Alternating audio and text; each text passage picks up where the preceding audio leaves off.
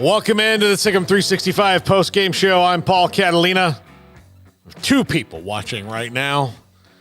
Complacency has hit the Baylor fan base in a way that I cannot even describe as they fall to Texas Tech tonight Garrett, this was, all due respect to that Texas loss, this was the worst showing of the season, in my opinion, for Baylor. Just had two or three moments during the game, built no momentum off of last week, 39-14 the final score. Blake Shapen, if you look at the stat line, it's not bad, 22 of 38 for 324 and a touchdown, but a lot of that came on the long pass. They could not run the ball tonight. Richard Reese had 4 carries for 4 yards, and then did not get a report on why he was not back in the game, so maybe he's got an injury or something, but he was the reason that they got back in it last week, and this is a team that is very hapless right now. Garrett, I mean, my hair is kind of a mess. Looks like the offensive line. Yeah, the offensive line played the worst game of the season.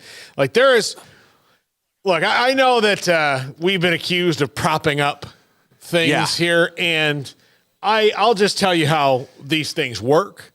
So I'm not going to say that, but there are changes coming to this team in a lot of ways down the line. That's just going to happen. It has to. I don't know what those are.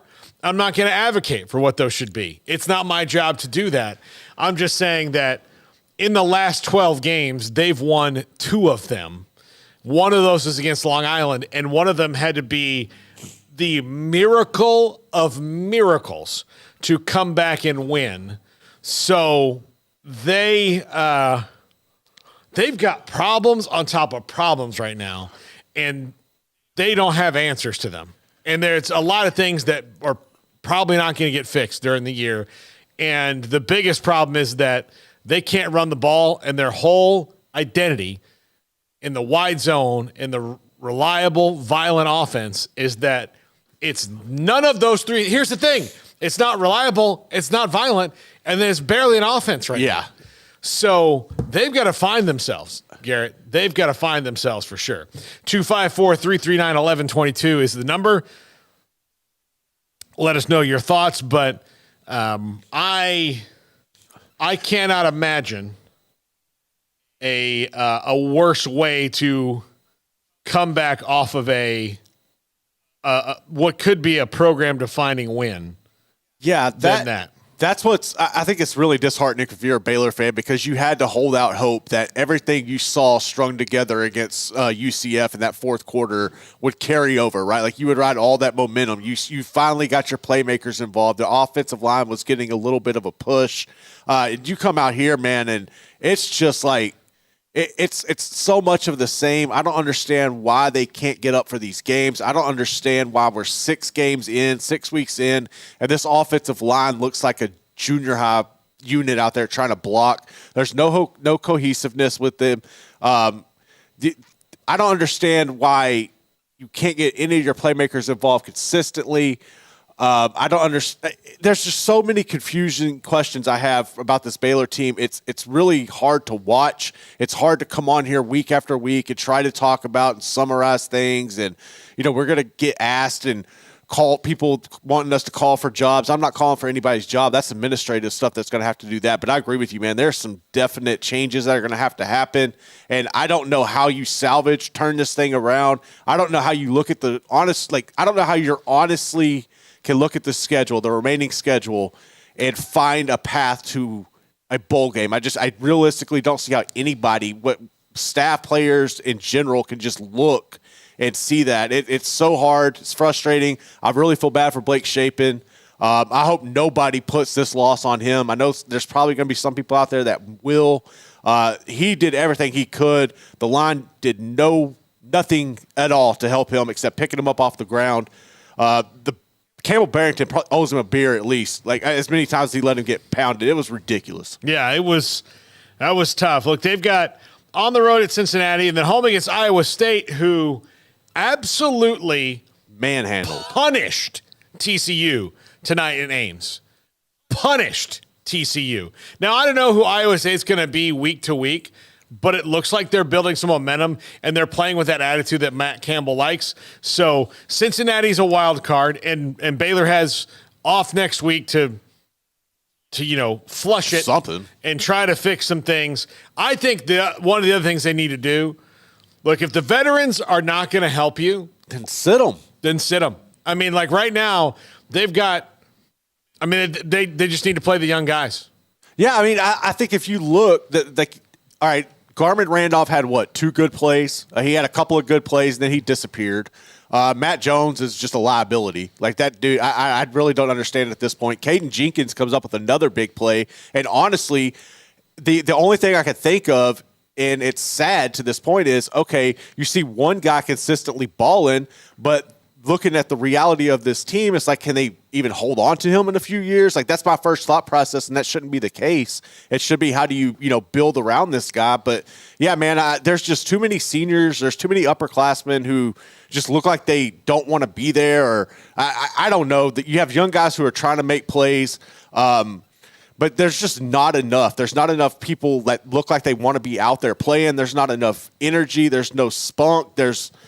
It's just lethargic. It's hard to watch, and it's the same broken record week in and week out, and that's just, it's got to stop at some point. Yeah. By the way, upset alert going on in Los Angeles right now. Arizona up 17-0 on USC. Big 12. All right. Yeah, there you go. Big 12 Cats. Yeah, the Big 12 Cats. And this was a day in the Big 12 that was a shakeup day, right? Yep. I mean, you look around, it's a bit of a shakeup day. TCU. Hell, you can go back to Friday. Falls Iowa State. Oklahoma State wins. Oklahoma beating Texas is not as big a surprise as it might seem when you really look at how that game played out. Those teams are more evenly matched than I think we realized. And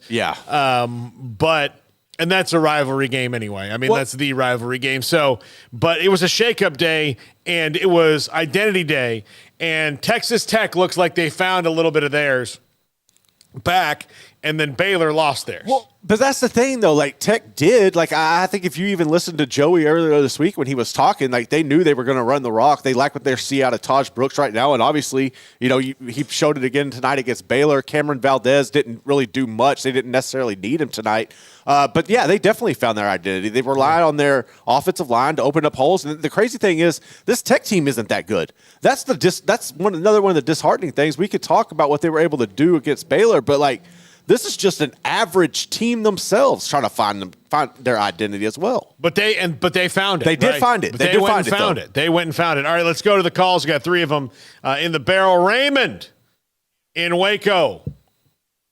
Raymond, thanks for your call. Hey, Paul. What's up, Raymond? Man, I'm not even hyped, brother. Hey, I got a question for you, man. Sure. Is this coaching regime national championship caliber? Because, man, I'm going to tell you something. It was a good thing I was drinking my mixed drink, my Southern Comfort with Dr. Pepper, that I couldn't even enjoy. But, man, I tell you, it relieved the pain of some of it. So my pain just watching that game. Raymond, I love it every time I get to talk to you, brother. I do. You bring me so much joy. I'll tell you, look, this is a coaching staff that 2 years ago won the Big 12, and they've built no momentum off that. As a matter of fact, they've lost it all right now. Yep. So I can't tell you their national championship caliber today. I can't do that. But it was a Matt Rule team, though. Yeah. It was a Matt Rule team. Yeah. And so that's where they are. Raymond, thanks for your call. Appreciate it. I have another SoCo for me. And we will go to Kyle in South Texas, who I'm sure you can hear screaming all throughout northern Mexico right now. Kyle, how you doing? Can we please send Aranda to Mexico with no visa back? Hey, Paul, y'all keep it real tonight. Garrett, thank you for, your article earlier in the week talking about the things they had to do. They did none of them. I was there watching the kickoff from the beginning. I was like, man, that kickoff team usually gets things going. We could see the fight. Nothing. There was nothing there. There was no juice. The same thing we saw, it was compared to the Kansas State game last year. I'm going to say this. Listen, Chapin's a warrior. There's no doubt about it. There's some kids on Baldwin. I love seeing Baldwin starting to play. But I'm telling you, we hired Aranda to develop a culture of defense. We can say that the offense played terrible. Yeah, they've been so suspect for a year and a half. We haven't seen anything from them. But listen, we hired Aranda to get defensive players. We hired Aranda to carry on the culture that Rule started. I looked across the field the whole game looking at Aranda. just wanted to see. There were some terrible calls. A deep call on the sideline there right next to Aranda. And I watched Aranda, how he reacted to it. He had no fight in himself, man. He should have been, you got to get in the ref's ear. You got to get some calls going your way. Never saw him fighting for that call, saying, hey, we just got totally just tackled on that deep throw.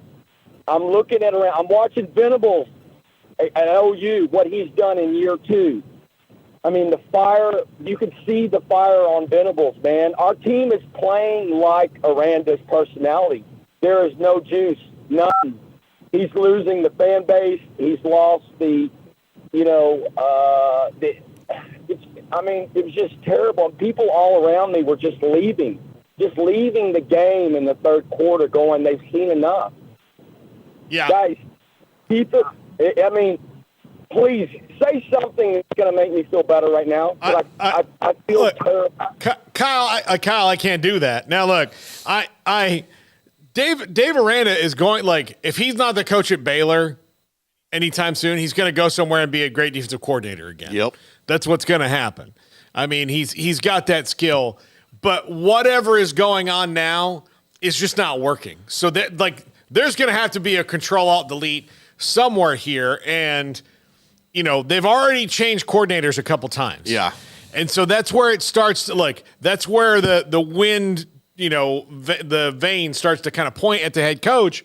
But the other thing is that this is a whole, there's a whole lot more going on here than just changing coaches or whatever. And, this is an ever shifting world of college football. And part of the thing that I think you have to deal with is that this conference is about to get bigger. This conference is about to get really different. Yeah. Colorado comes in. Your recruiting footprint is going to get really different. And I'll tell you this, when you look at who's coming in, Colorado and Utah, the most exciting, hyped up coach in the history of coaches, one of the best coaches in the country in Kyle Whittingham, and one of the best young coaches, I think, in the country in Kenny Dillingham. Yep. You've got some things you're going to do. Now, look, the good news is that your recruiting footprint has exploded, right, because of this. So you have much more places you can get talent, but they've got to do better at getting talent home. This is a talent issue. It's a coaching issue. It's a lot. They are not hitting the right notes right now. And again, I'm not here to advocate for anything. That's not what we do. No. I will say though that something's got to change. They have to, and here's the thing. The only thing I can tell you that's going to make you feel better, and I also don't buy that. Tom Landry wasn't fiery. Tony Dungy wasn't fiery. Not everybody has to be fiery. Now, maybe this group of players might need that, but I don't buy that. I just think it's whatever they're doing schematically, whatever they're doing talent-wise has to change because it's not matching the personnel that they have. That's true.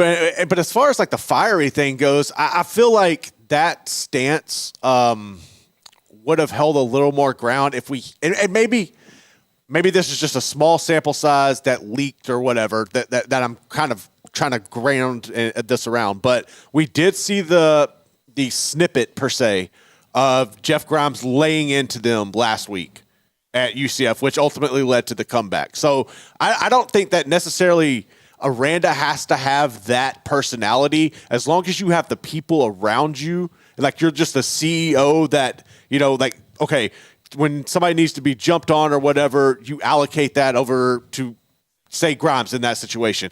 Maybe that's not the most ideal scenario. Maybe that's not how things work altogether. Maybe, and I understand where you come from by wanting to see your coach get like amped up. I'm not going to lie. Like last week when they were playing UCF, and I believe it might have been when Caden Jenkins came away with the interception, but it cut to Aranda and he was like pumping. That's the first time you saw some real emotion. I was like, oh, damn, okay. Things might about to be change, and you kind of saw that. So I think it's just kind of one of those catch-22 type things where even though it might not be coming from Aranda, you have other people around him that he's allocating those things to. But I do understand where people are coming from. I want to see some more emotion because I definitely would like myself. Yeah, I don't know. I mean, and everybody, fire them all, bring back Joey McGuire. Well, look, here's the thing. Joey McGuire is one game better than Baylor right now. Yeah, it's not much different. I mean, it was a lot better tonight, but they also whooped him last year at his place. And 3, Joe McGuire stepped into a situation where they had NIL ready to go. So, I mean, all those things. Joey McGuire stepped into a situation where he had a guy in Cody Campbell who was ready to run with it.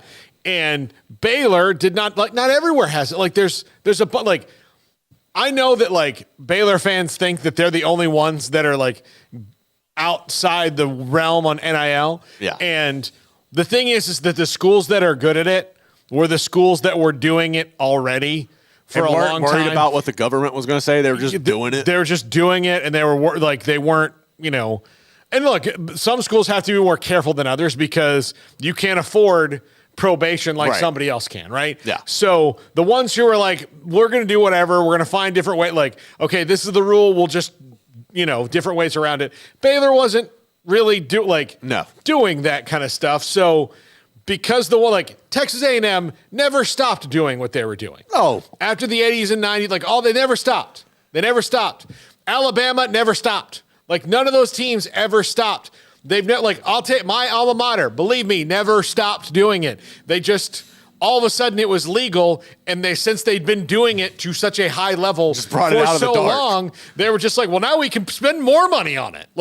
Now nobody will stop us because you don't have to launder anything. So that's why I think that, there are things. By the way, if you are saying hire Gary Patterson in the chat room, you don't want that. You don't want that. There is one thing I do want to address right here, and I know this is something that you and I have talked about off air before, but I scrolling through Twitter at the end of that game, I noticed this probably about 5 different times from different Baylor accounts.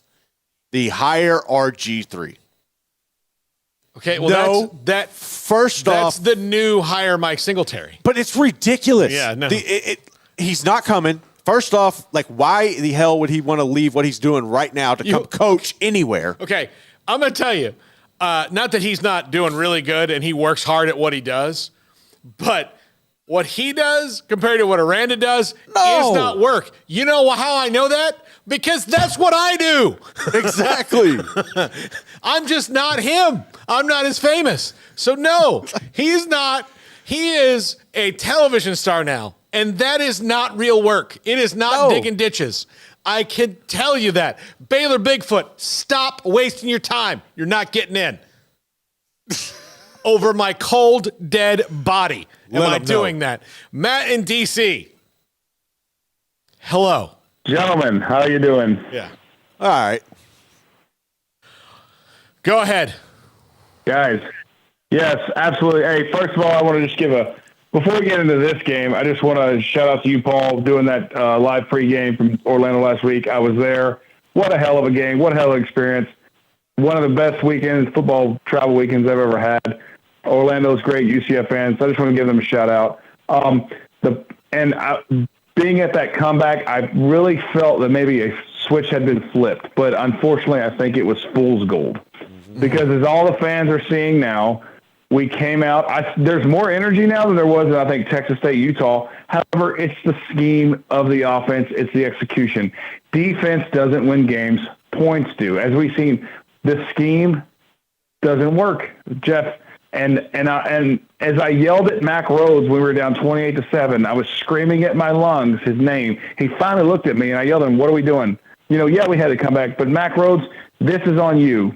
Dave Aranda, this is on you. It's not on the players. I think we have a few players playing their ass off. Monterey, Pendergrass, Chapin, Jenkins, the freshman, and then we have a bunch of upperclassmen that are just kind of like, they just seem to happen to be there. Guys, the transfer portal is open, so you don't want to play, don't play. The one question, I would love to talk to Dallas Baker. I would love to talk to Dallas Baker one-on-one and get his opinion, because I saw his interviews in that documentary, The Swamp, and just the program. This is not about Urban Meyer or anything, but just the way he ran that off season. If you haven't seen The Swamp, Baylor fans, go watch it. The way he ran that off season. Don't watch it. It's total garbage. I got it. I know FSU. Hey, I love Florida State, but I'm saying just the way he. Hey, Matt, I'm gonna let you talk. Don't worry, we've got plenty of time right now. I will tell you, don't tell anybody to watch that. It is propaganda, and they left out all the interesting parts. Compared to the U, you're absolutely right. A documentary about a team I hate equally was way better and more interesting because they were honest about who they were. Urban Meyer got to get up there and do propaganda like he was running for president. So no, that was... It's not about Urban. What I loved is the off-season program that made people want to be there and made people quit. I want Baylor to run an off-season to get me the players that want to be here. I would love to ask Dallas one question. How many players on this roster would have made it through that offseason, actually played on that national championship teams you did? The want to, the buy-in. And how many of these guys would just quit and go run? Because until we get the full buy-in with players that want to be there, we got a few, but we don't have a lot. And the scheme has got to change. I don't know what it's going to be, but it's going to be a long offseason, Baylor fans. And I'm as frustrated as y'all. And I don't know what the answer is, guys. Y'all have made so many good points. The show has been great today, but Baylor fans, I don't know what it is. We have to demand excellence. I love it, Dave Aranda. I like the cool, calm, collected coach, but when literally we're running into the wall with our head, let's keep running the football straight when we can't run the football. We can't stop the run. And then they said, hey, we're going to do up-tempo, and we don't do up-tempo. We can't make a first down. 3 points in 3 quarters.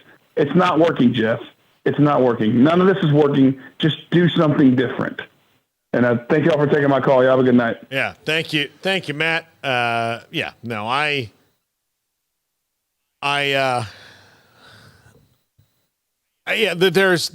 change something. At a loss. they got to change something. But don't watch The Swamp. It's a waste. It was a waste of 2 nights of my life. I don't know. I don't know what they're going to do. Let me just tell you, here's why Gary Patterson is not at the program he built anymore, for the people in the chat room. Let them know. He has gotten away. There is mentally, to me, no difference between him and Bill Belichick when it comes to football knowledge. He's a football genius, a Belichick-Saban level genius. The difference between Belichick and Saban and Gary Patterson is you can say whatever you want about Belichick and Nick Saban, because whatever you say is just words and it doesn't matter. But Gary Patterson hasn't figured out that the sticks and stones rule. Sticks and stones will break your bones, but words can never hurt me. No. He hears them all, and he drills down and focuses on them all, and that's why TCU went from here down to here and had to go get another coach, because he couldn't focus on the here and now. And I know that you see the games where he just completely worked Baylor with lesser talent and all those things. Yeah. Yes, that's because when you're a genius, those things happen. But he couldn't sustain it. And also, why would you want to leave a coordinator position at Texas to come and head coach somewhere else? The way they have things going, you're going into the SEC, that's where all the money's at. He doesn't want to run a whole program. He's shown that. I don't think he necessarily wants to get into the portal and do everything that you have to do. That's another thing. When you talk about all these coaches and all these high, whatever's going to happen, I don't know what's going to happen in the future with Baylor. But when you're talking about coaches, I think you need to stop looking at some of these older guys who have had success in the past, because it's a young man's game. You got to be young. You got to be willing to literally sacrifice every hour waking minute of your life to go around and hunt people down in the portal and everything else. Like, I don't think a lot of these old cats want to do that anymore. Yeah. No, it's a different time. Yeah. It's a young man. Here's the other thing. It's a young man's game. Exactly. It's a young man's game, which is why Aranda is a good person to be doing that, except none of the stuff they're doing right now is working. No. None of it is working, and that's where they have to go back to the drawing board. None of it is working at all. And I get it. I get the frustration. We haven't even drilled down, on the X's and O's of this game, because at this point, Garrett, I don't even know how to do that because nothing worked. They couldn't run the ball. And the bad news for them is Richard Reese was the guy who helped him get back in the game this week, and then he was out. So after 4 carries for 4 yards, and that was 1 yard a carry before he left. So they weren't running the ball with anyone, Richard Reese or otherwise. No. And the only offensive spark they got at all was from Monterey Baldwin. And yeah, but even that, he still just showed up for 2 plays in the second half. It's not like Monterey was balling out all game long. I understand he stepped up and made a couple of big plays, but we can talk about him all we want. He's got all the talent in the world, but if he's not going to bring it on every play, what good does it do you? Yeah. Seriously. Yeah. No, they've got a lot of changes that need to be made, and you've got to.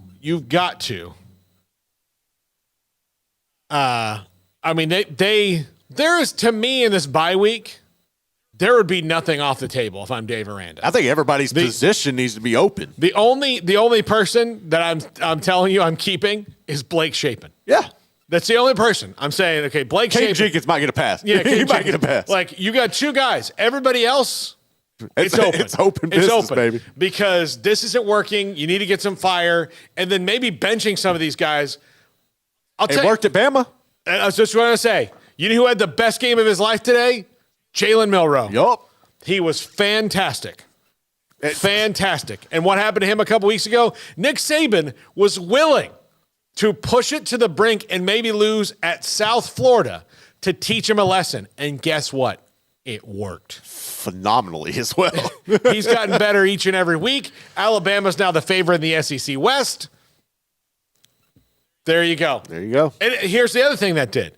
I promise you that lit a fire under everybody else. Absolutely. Because they're watching this game going, Coach Saban is willing to let these 2 guys be the quarterback right now to send a message. What will he do to me? Straight up kick you off the team. What will he do to me if we're here in Tampa getting physically mauled for a little while and looking really bad, and Milroe's over there in shoulder pads and he's not putting him back in the game? Want to teach him a lesson. It clearly worked.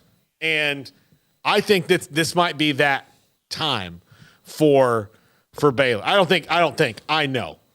know that this is that time for Baylor. But realistically, at this point, what can you do? What do you think? Are there 2 or 3 specific areas or things that you think you should dial in on and try to fix, or can you salvage the season in a bye week with? Right now you got to focus on getting better, fundamental. You don't even worry about Cincinnati right now. No, don't even worry about them. You have to drill down on fundamentals. You have to, especially along the lines. They got run on all over tonight, and they couldn't run on Texas Tech. And that's the strength of Cincinnati. Yeah, is their rushing attack and Corleone and them on defense. Yeah, so. Right now, before you even think about what your game plan is and installing that's 2 weeks from now. That's when you get to game week. This week has to be all fundamentals. That's it. All right, well, that's going to about do it for us. Thanks for jumping in on the chat room. Thanks for calling, those of you who did. Thanks for listening. Thanks for watching. We appreciate it. Baylor falls to Texas Tech 39-14. That's going to do it for us. It is very late at night. It is bed. I hope everybody can just take a deep breath and get some sleep and move on to the next one. There's a bye week next week, so you will not see us. Go do what you're I'm taking my wife to Austin. We're going to go have fun. Enjoy the weekend. That's what you should do. don't think about it, then worry about Cincinnati in a week. That's the best advice I can give you to feel better. This team is in a world of hurt right now. I understand that. And they've got to make wholesale changes. In season right now, they've got to make wholesale changes. So I think that right now, since you can't, you could, they're not going to change the coaching staff right now. They're not going to do any of those things. You need to change your personnel. Definitely. Or if you're not going to change your personnel, make them think that it's highly likely. I agree. Yeah. And if the young guys can't step up, then you've got another problem. Yeah. Because this is lineups are not working. It's just nothing's working right now. And they've got to find something and find it in the best way possible. All right. Good night, everybody. Stay safe. Have a good weekend. Thank you to Garrett Ross. I'm Paul Catalina. Good night.